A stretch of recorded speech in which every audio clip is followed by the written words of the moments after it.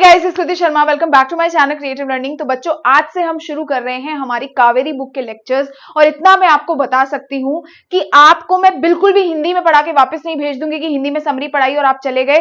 पूरे कीवर्ड्स लिखवाऊंगी, याद करवाऊंगी क्लास में ही, चाहे वो थीम है, वो आपके चैप्टर्स के अंदर की डिटेल है, हर एक कीवर्ड रटवा के मैं आपको क्लास से भेजूंगी, ताकि जब आप एग्जाम देने जाएं तो आपको पहले ही कीवर्ड्स पता हो। तो आप ध्यान से इस लेक्चर को देखना, मैं आपको जेन्युइनली बता रही हूं, आप कहीं से भी पढ़ रहे हो, आपको बहुत अच्छे से यहां पर समझ आ जाएगा। तो शुरू करते हैं ये चैप्टर। आप साथ साथ में कीवर्ड्स को लिखते जाइए नोटबुक में, और ये सारा का सारा जो मटेरियल है वो मैं टेलीग्राम पे डालती हूँ, तो वो आप देख सकते हैं, नीचे आपको लिंक मिल जाएगा। शुरू करते हैं ये chapter, how I taught my grandmother to read. फटाफट से कमेंट में अभी मुझे बताओ कि इनकी ऑथर कौन है। 1 मिनट की समरी में आपको बताती हूँ बेटा, ताकि आपको पता चल जाए कि इस चैप्टर में हुआ क्या है, और फिर हम इंपॉर्टेंट कीवर्ड्स और पूरा चैप्टर डिटेल में पढ़ेंगे। तो ये जो स्टोरी है ना बेटे, ये बहुत हार्ट टचिंग स्टोरी है, दिल को छू जाने वाली स्टोरी है, जो एक बॉन्ड दिखाती है किसके बीच में, ग्रैंड मदर और ग्रैंड डॉटर के बीच में एक स्ट्रॉन्ग बॉन्ड शो करती है। ये पूरी की पूरी आप देखोगे स्टोरी रिवॉल्व करती है एक इलिटरेट ग्रैंड मदर के अराउंड, यानी this particular story revolves around an illiterate grandmother who could not read, who could not write, why, because she was illiterate, क्योंकि वो पढ़ी लिखी नहीं थी, है ना। और इसी वजह से वो अपना काशी यात्रा, एक नॉवल हुआ करती थी उस एक टाइम पे, तो उसके लेटेस्ट एपिसोड को पढ़ नहीं पाती। दूसरा, जो उनकी डॉटर, उनकी जो ग्रैंड डॉटर, जो उनको स्टोरी को रीड करने में हेल्प किया करती थी, वो भी कहीं गई होती है, she was also not present. तो इसी वजह से she felt helpless and dependent, वो बहुत ज्यादा डिपेंडेंट फील करती हैं, हेल्पलेस फील करती हैं, and eventually she decided to read and write. वो डिसाइड करती हैं कि वो रीड, पढ़ना और लिखना सीखेंगी। एंड इवेंचुअली एक बहुत स्ट्रॉन्ग मैसेज इस चैप्टर में आपको देखने को मिलता है कि how there is no age limit for learning. तो लर्निंग के लिए कोई एज लिमिट नहीं होती, ठीक है। तो क्या है, कुछ कीवर्ड्स अभी हम देख लेते हैं। तो this chapter is a heart touching story, ये आपको याद रखना है, this chapter is a heart touching story, जो क्या डिस्क्राइब करता है, एक स्ट्रॉन्ग बॉन्ड डिस्क्राइब करता है। About whom? About a grandmother and her grand daughter.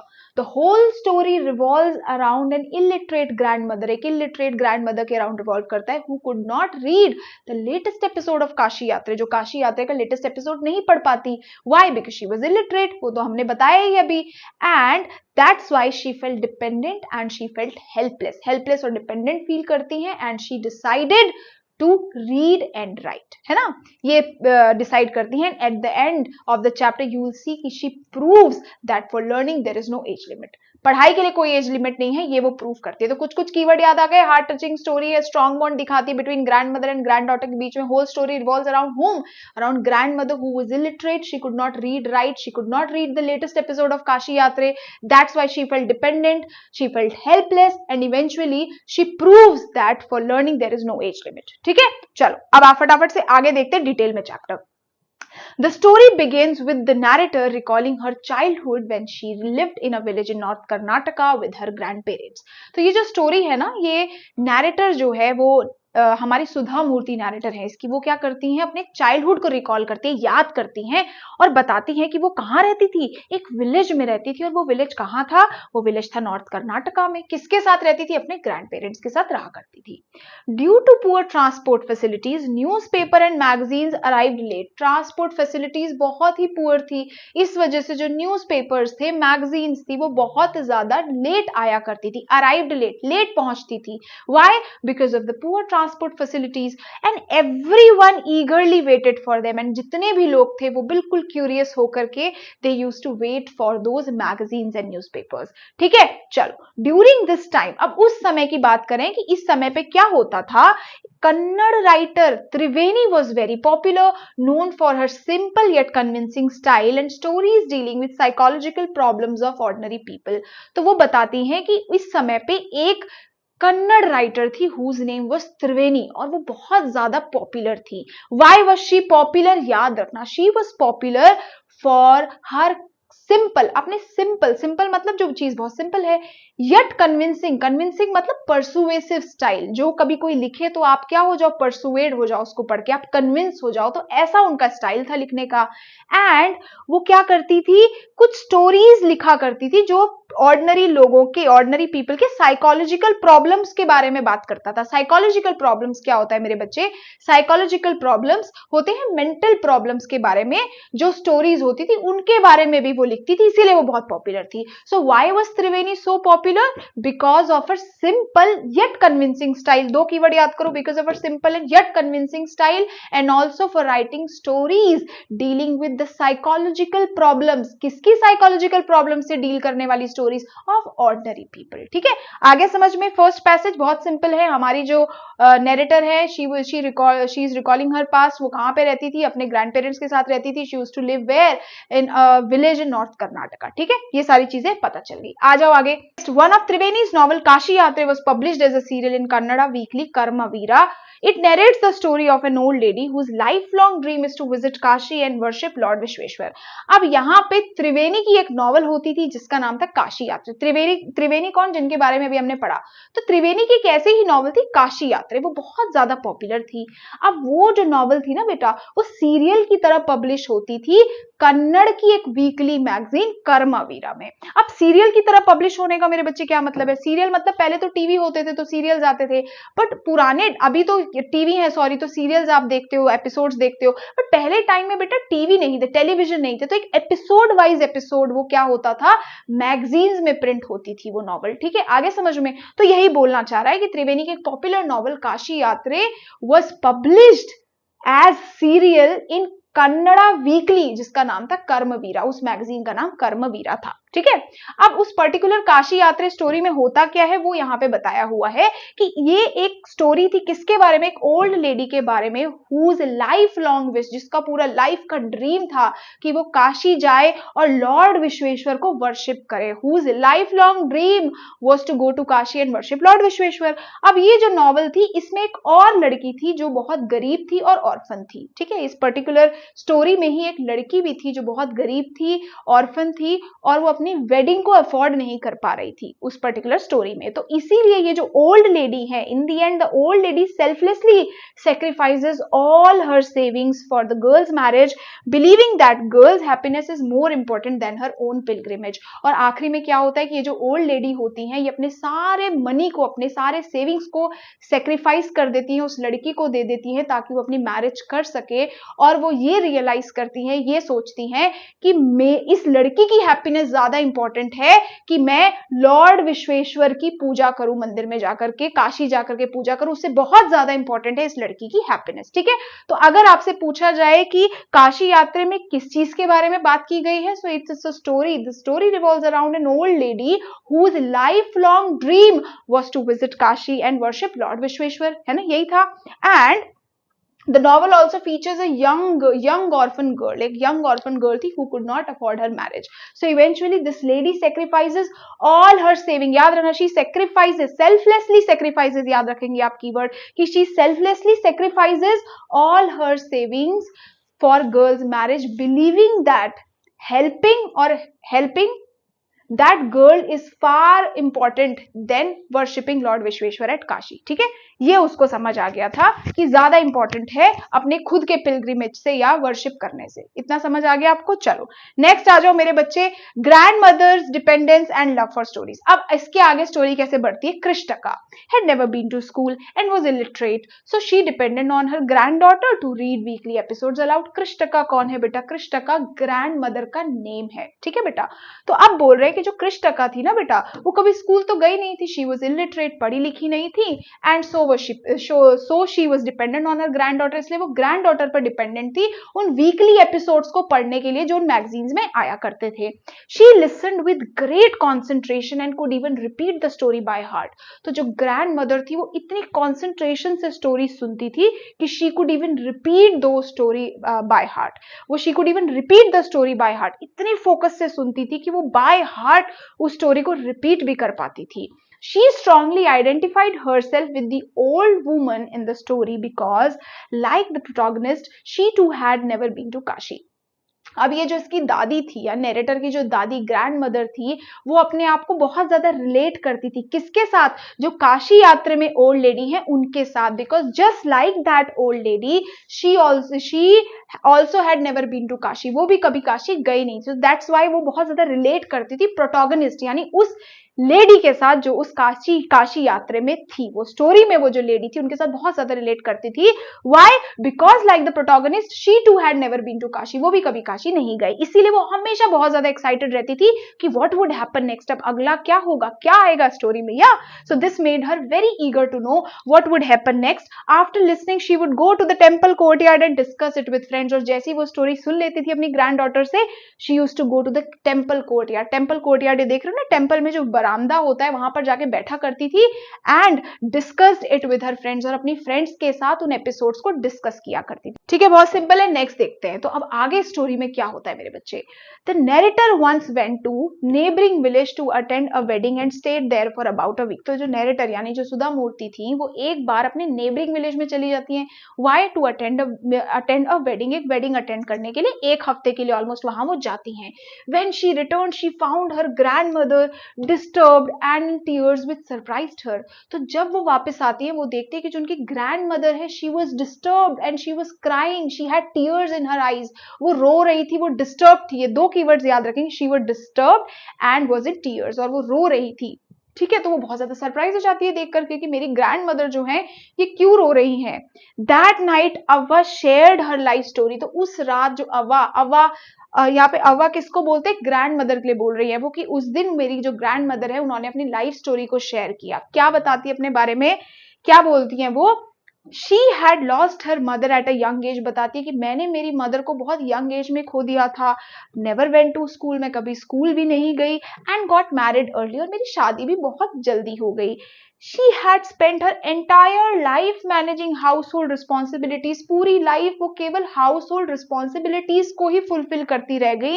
And always regretted not being educated, और वो अभी तक रिग्रेट करती हैं कि वो क्या है, पढ़ी लिखी नहीं है, शी इज नॉट एजुकेटेड, है ना। तो क्या स्टोरी बताती है अपने बारे में वो अपनी ग्रैंड डॉटर को, she shared that she lost her mother at a young age, she never went to school, she spent her entire life managing household responsibilities, ये आपको याद रखना है ना। and that is why she always regretted not being educated, इसीलिए वो पढ़ी लिखी नहीं है, ये इस चीज का उन्हें हमेशा क्या है, रिग्रेट है, पछतावा है ना। आगे देखते हैं।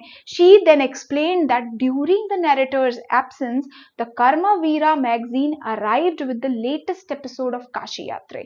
अब वो बताती हैं कि जब तुम यहाँ पर नहीं थी, when you were not here, when you were attending the wedding in the neighboring village, what happened, जो मैगजीन थी वो as usual आई। ठीक है, Karmaveer arrived with the latest episode, Kashi Yatra का लेटेस्ट एपिसोड के साथ वो मैगजीन आई। She could see the pictures, वो पिक्चर्स देख पा रही थी, but she could not understand anything, she could not read anything. तो वो बताती है कि वो पूरी पिक्चर्स देख पाती थी मैगजीन में, बट वो कुछ पढ़ नहीं पाती थी। Why? Because she was illiterate, पढ़ी लिखी नहीं थी। She even ran her hands over the pages, इसका मतलब ये है, ये याद रखो, बहुत खूबसूरत लाइन है, ये आप अपने एग्जाम में भी लिख के आओ। She even ran her hands, rub her hands over the page, अपने पेज के ऊपर ऐसे करके हाथ चलाती है कि विशिंग कि वो कुछ समझ पाए, बट इवेंचुअली वो कुछ नहीं समझ पाती, है ना, क्योंकि वो पढ़ी लिखी नहीं थी। She was too embarrassed to ask anyone else for help, किसी और से वो हेल्प लेने में भी she was embarrassed, she was feeling embarrassed asking for somebody's help, है ना। This made her realize the importance of being independent, और तभी उन्हें रियलाइज हो गया कि एजुकेशन कितनी इंपॉर्टेंट है और कितना इंपॉर्टेंट है इंडिपेंडेंट होना। तो क्या वो शेयर करती when she was not there? The magazine arrived as usual with the latest episode of Kashi यात्रा। She tried, she could see the pictures but she could not understand anything. She even ran her hands over the pages wishing she could understand something but she couldn't, right? तो कुछ समझ नहीं पाई, और इस वजह से उसने रियलाइज किया कि कितना इंपॉर्टेंट है एजुकेशन और इंडिपेंडेंट होना। नेक्स्ट क्या होता है बच्चों, आप देखो, अब बहुत बढ़िया चीज होती है आगे की। She decided to learn the Kannada alphabet from the very next day and set Saraswati Puja during Dussehra as her deadline to read a novel on her own. अब यहाँ पर जो ग्रैंड मदर होती हैं वो बोलती हैं कि वो कन्नड़ अल्फाबेट सीखना चाहती हैं। उन्होंने डिसाइड कर लिया है कि वो कन्नड़ अल्फाबेट सीखेंगी from the very next day, यानी अगले ही दिन से वो कन्नड़ अल्फाबेट सीखेंगी। और एक डेडलाइन भी उन्होंने बना ली। वो डेडलाइन क्या थी? Saraswati Puja. She set Saraswati Puja during Dussehra. Dussehra के टाइम में जो सरस्वती पूजा होती है उसको उन्होंने डेडलाइन बना लिया कि by then I want to read novel on my own. मैं खुद से वो नॉवल पढ़ना चाहती हूँ। ठीक है, चलो। At first the narrator laughed at her saying that she was too old and busy with work। वो हंसने लगती है उन पर देख करके कि वो 62 years old है और वो पढ़ना चाहती हैं, और वो तो ऑलवेज बिजी रहती हैं, वो बहुत ज्यादा ओल्ड है, काम में बिजी रहती हैं। लेकिन जो अव्वा होती है, शी रिमेन्ड डिटर्मिन्ड, वो डिटर्मिन्ड रहती है, वो बिल्कुल भी अपना डिसीजन चेंज नहीं करती। And believe that there is no age bar for learning, और बोलती है कि there is no age bar for learning, पढ़ाई के लिए कोई उम्र नहीं होती, हम कभी भी पढ़ सकते हैं। ठीक है, तो ये बात हो गई। अब आगे क्या हुआ? From the next day onwards, as she had already decided कि she will start learning from the very next day. Next day से क्या होता है? पढ़ाई शुरू हो जाती है। From the next day onwards the narrator began teaching her grandmother. Narrator अपने ग्रैंडमदर को पढ़ाना शुरू कर देती है। Avva proved to be a sincere and hard working student. बिल्कुल sincere and hard working student थी अव्वा, यानी grandmother. She practiced regularly by reading, writing, repeating and reciting her lessons। तो वो हर दिन प्रैक्टिस किया करती थी। क्या क्या करती थी? Reading, writing, reciting and repeating. तो बार बार रीड करती थी, लिखती थी, रिसाइट करती थी, है ना, सारे लेसन्स को बहुत अच्छे से। Showing great dedication towards learning, और इससे पता चलता था कि she was such a dedicated, sincere and hard working student. ठीक है, the narrator was her only teacher and she was the narrator's first student. तो जो नैरेटर थी वो उनकी इकलौती टीचर थी, है ना, and she was the narrator's first student, और वो नैरेटर की पहली स्टूडेंट थी, है ना। तो ये इस तरीके से आप इसको समझो। तो अब नेक्स्ट डे से ग्रैंडमदर पढ़ना शुरू कर देती है। क्या बताया है ग्रैंडमदर के बारे में? She was a sincere and hard working student, she practised every day, है ना, हर दिन प्रैक्टिस किया करती थी। Showing great dedication towards learning, she would practice regularly by reading, writing, reciting and repeating. ये चार जो चीजें अच्छे से किया करती थी। ठीक है, अब यहाँ पे चैप्टर ऑलमोस्ट खत्म हो गया, लास्ट है ये। क्या होता है? When the Dussehra festival arrived the narrator bought Kashi Yatre which had been published as a novel by then. अब फाइनली दशहरा फेस्टिवल आता है और जो नैरेटर हैं वो क्या करती हैं? काशी यात्रे नॉवल खरीद के लेकर के आती है। क्यों? क्योंकि तब तक बेटा वो एक नॉवल के तौर पर पब्लिश हो चुकी थी, तब वो मैगजीन्स के अलावा क्या हो गई थी? नॉवल की तरह पब्लिश हो चुकी थी। तो शी बॉट काशी यात्रे फॉर हर ग्रैंड मदर, ताकि वो उसको पढ़ सके उस दिन। तो वो जाती हैं और काशी यात्रे जो नॉवल है उसे लेकर के आती हैं। On Saraswati Puja day, the grandmother called her to Puja place, made her sit on a stool, gave her a piece of frock material and touched her feet as a mark of respect। तो जैसे ही सरस्वती पूजा day आता है वो अपनी grand daughter को बुलाती हैं, उन्हें स्टूल पर बैठाती हैं और एक फ्रॉक मटेरियल, एक पीस ऑफ क्लोथ उनको देती हैं और उसके बाद उनके फीट को टच करती हैं। तो क्या होता है? She called her granddaughter, made her sit on a stool, give her a piece of frock material, touched her feet, और अपने उसके फीट को टच करती है as a mark of respect, respect देती है अपनी टीचर को। अब narrator felt shy, she was younger, but grandmother said that for a teacher age does not matter.